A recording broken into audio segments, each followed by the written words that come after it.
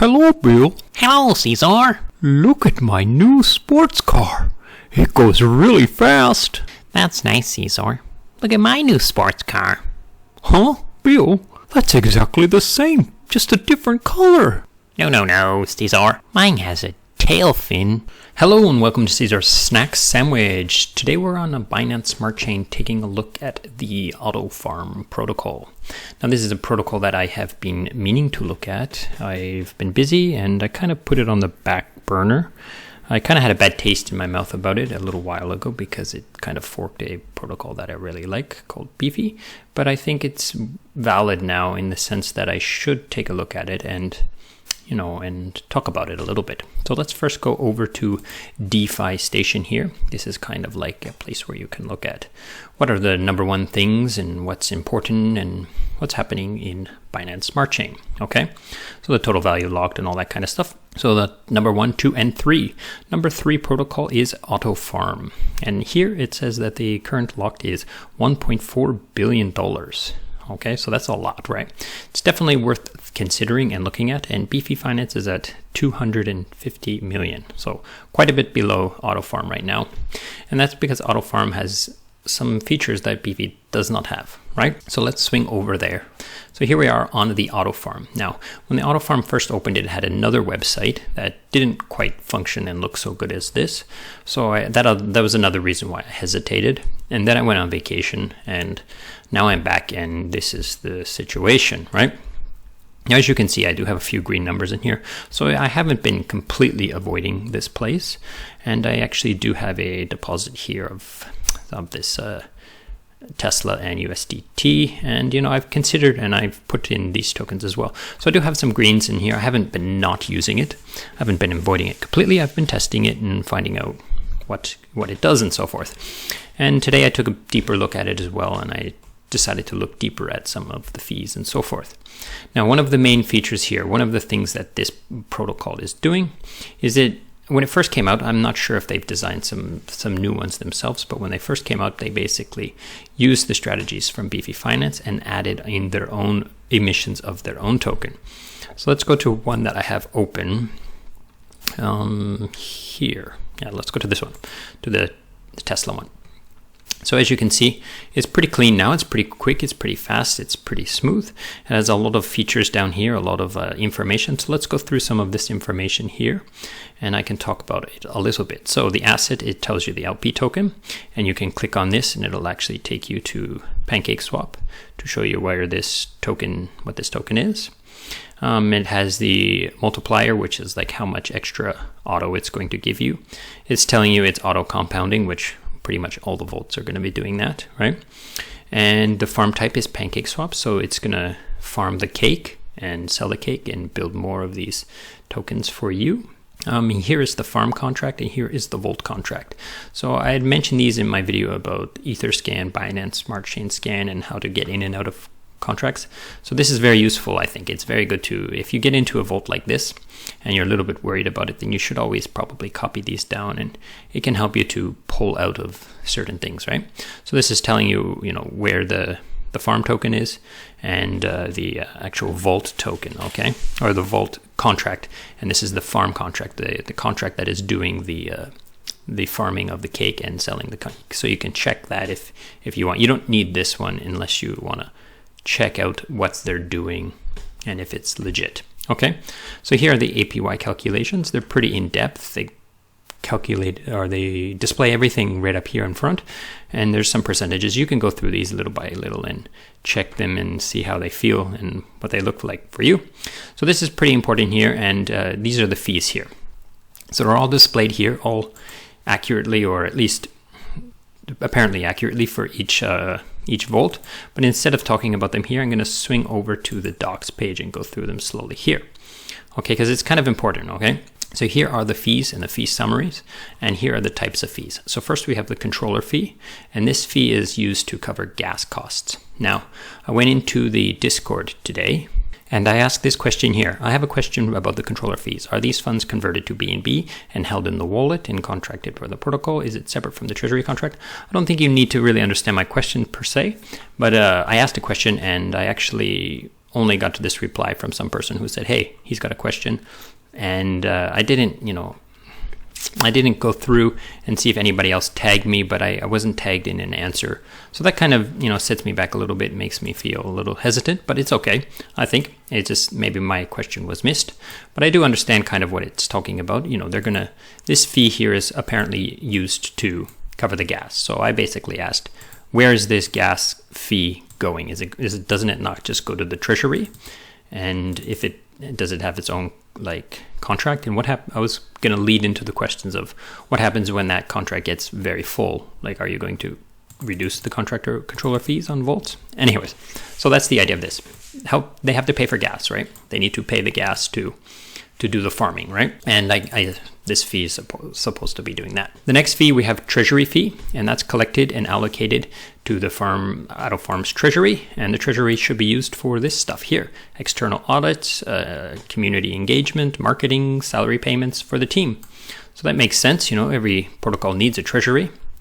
The Volt fee. So this is the complicated one, okay? So I'm not going to read it all out to you, but I will explain it to you in a kind of sense. Basically, they're going to charge a Volt fee, and this Volt fee is going to be used to buy back and burn auto tokens. So these auto tokens will then be inflated or deflated, and there will be less and less and less of them. So the max supply is 80,000. So there are only 80,000 tokens in distribution, and this will continue to decrease if they're burning them through this fee structure here. Now there is some more stuff here that they talk about. There's a bridge coming, right? So this is one of the features that I thought was pretty interesting about this protocol here.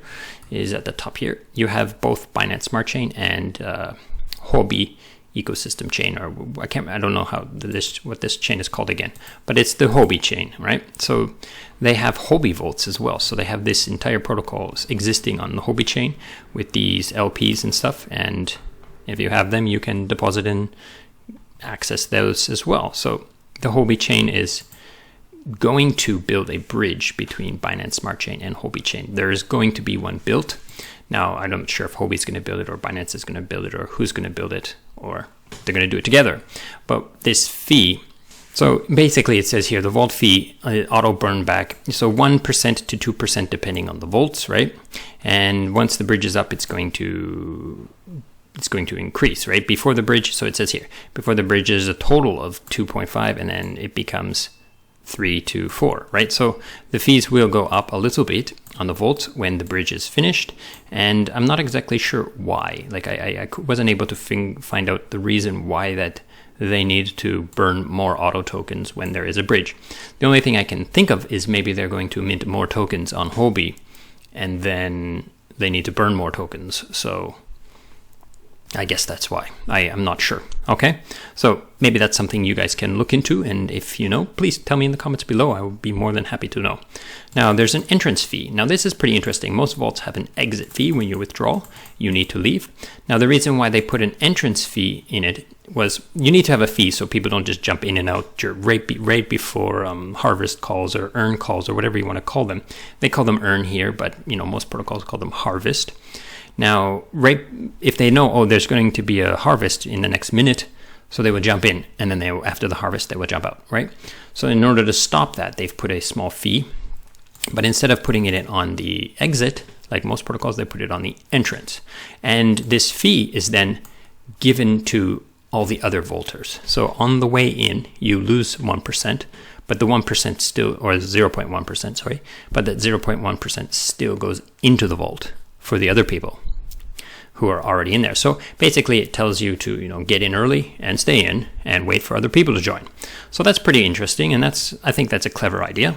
Now, it might deter people in the long run, like later on, I don't want to go in there because I'm going to get charged, and all those other people will get mine. But I think it's clever. I think it's better than charging people to leave, right?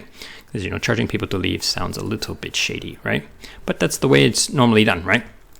So there is a pretty good stocks here, and their medium is not too bad either. So I can suggest you to take a look at it. And their APYs are pretty good too. I don't want to compare them directly to Beefy, but their APYs are a little bit higher than Beefy because if you look, it's running the Beefy strategy. So the APY, maybe Beefy is around, I don't know, maybe 0.7 or something per day. I'm not sure. I'd have to double check, right? But they're also giving you these auto tokens, right? This little bit of auto tokens. So a little bit of auto tokens, it does add up. Auto's worth a fair amount of money now.